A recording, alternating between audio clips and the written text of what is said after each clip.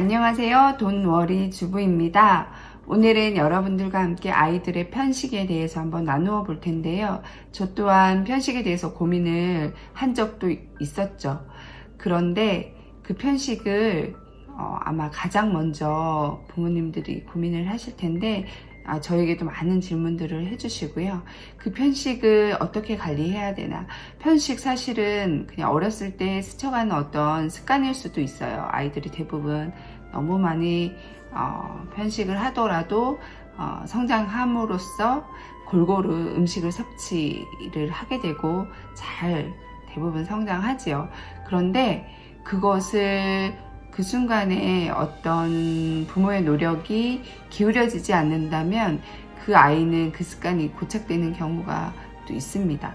그래서 열량은 높고 영양소는 낮은 음식에 대부분 아이들이 빠지게 되죠.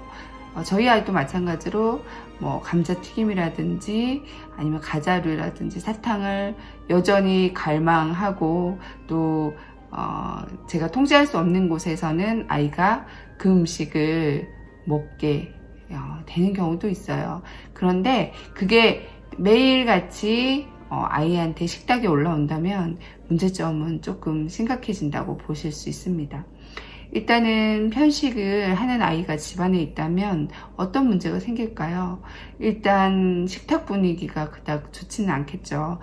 먹지 않으려는 아이와 먹이려고 하는 부모 사이에서 다른 가족들도 피해를 보는 경우들이 있죠.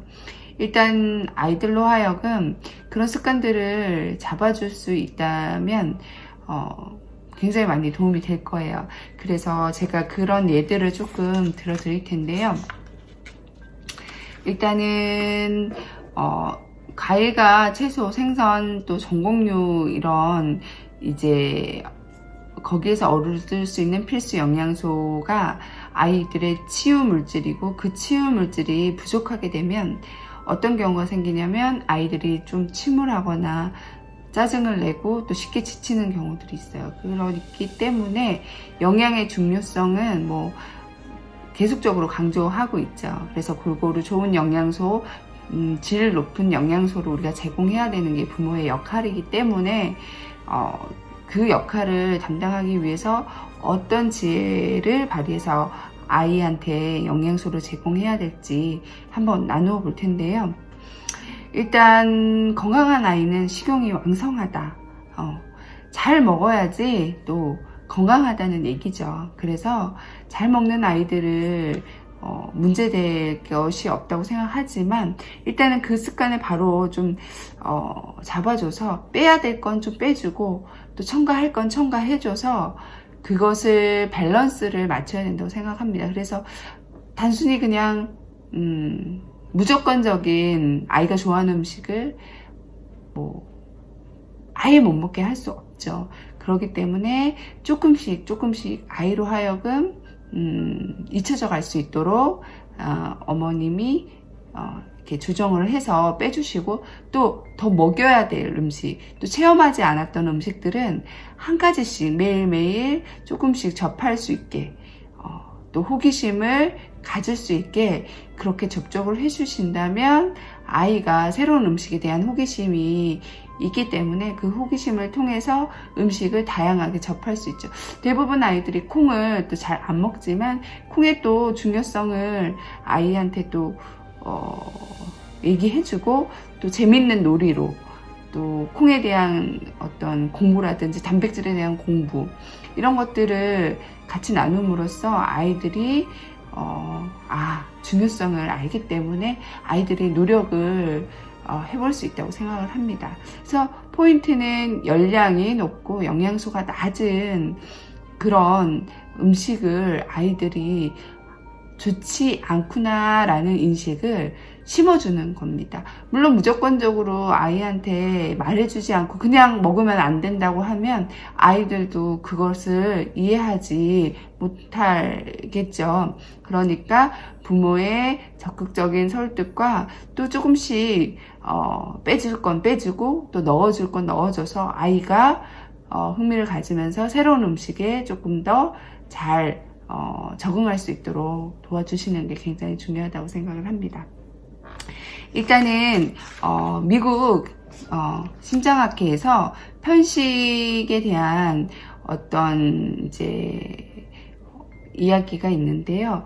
미국 심장학회는 아이들에게 매 끼마다 과일이나 채소를 먹이고 14세부터는 장래의 심장 건강을 위해 매일 채식을 하라고 권장합니다. 그래서 대부분 영양학자들은 역시 아이들에게 하루에 4-5번 과일과 채소를 먹이라고 한다. 그만큼 질 높은 영양, 비타민, 미네랄이 풍부한 천연 채소와 과일에서 질 좋은 영양을 섭취하는 것이 아이의 심장 또는 아이가 성장하는 데 있어서 굉장히 중요하다는 사실을 알 수가 있습니다.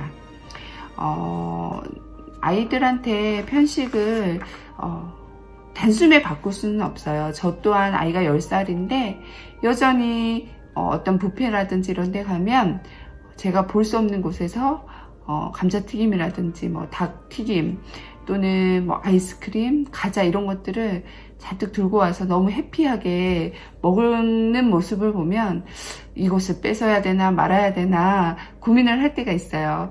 근데 그럴 때 아이한테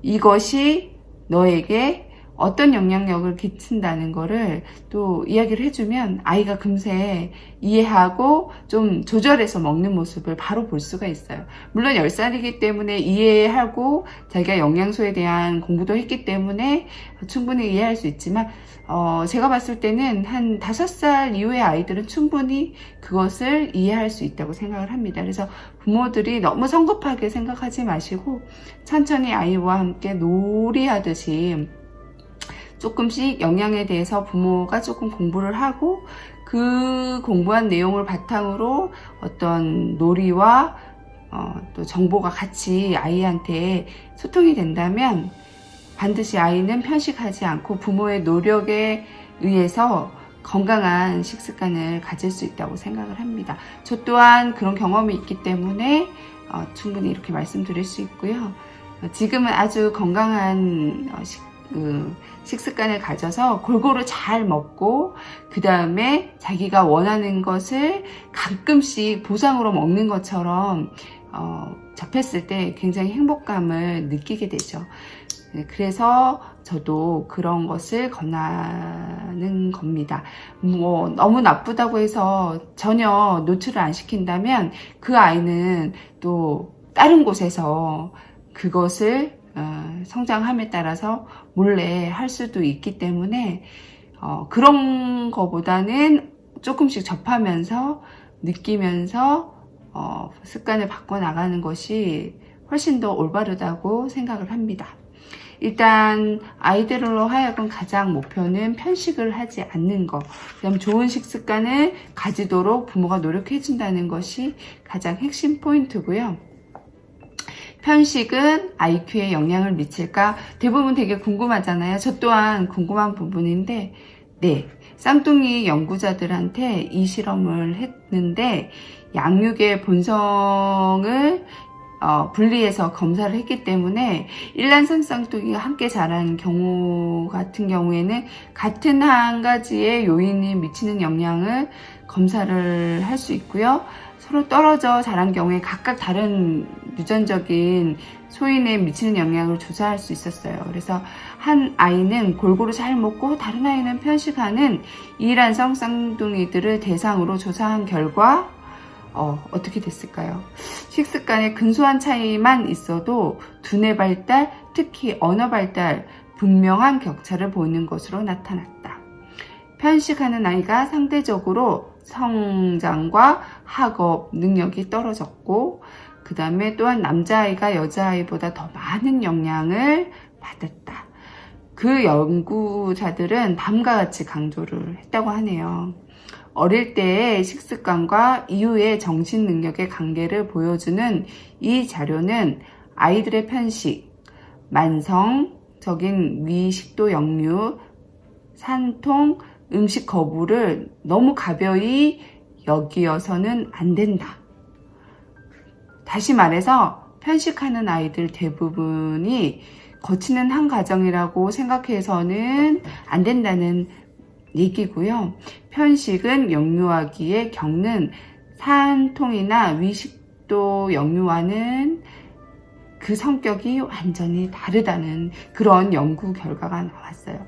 그만큼 아이들의 편식을 그냥 성장의 그냥 일환으로 보기에는 여러 가지 문제점이 있다는 거죠. 그래서 아이가 편식할 때 엄마가 너무 급한 마음으로 움직이지 마시고 조금씩 어머님도 같이 이렇게 공부하면서 또 좋은 식탁 분위기를 유지하면 분명히 해결할 수 있다고 생각합니다. 저 또한 그런 경험이 있었기 때문에 이런 얘기를 해드릴 수 있는 거고요. 충분히 우리 돈워리 주부들은 지혜를 발휘해서 아이들한테 좋은 식습관과 좋은 생활 방식을 꼭 만들어줘서 건강한 아이로 성장할 수 있도록 할 거라고 생각합니다. 돈워리 주부였습니다.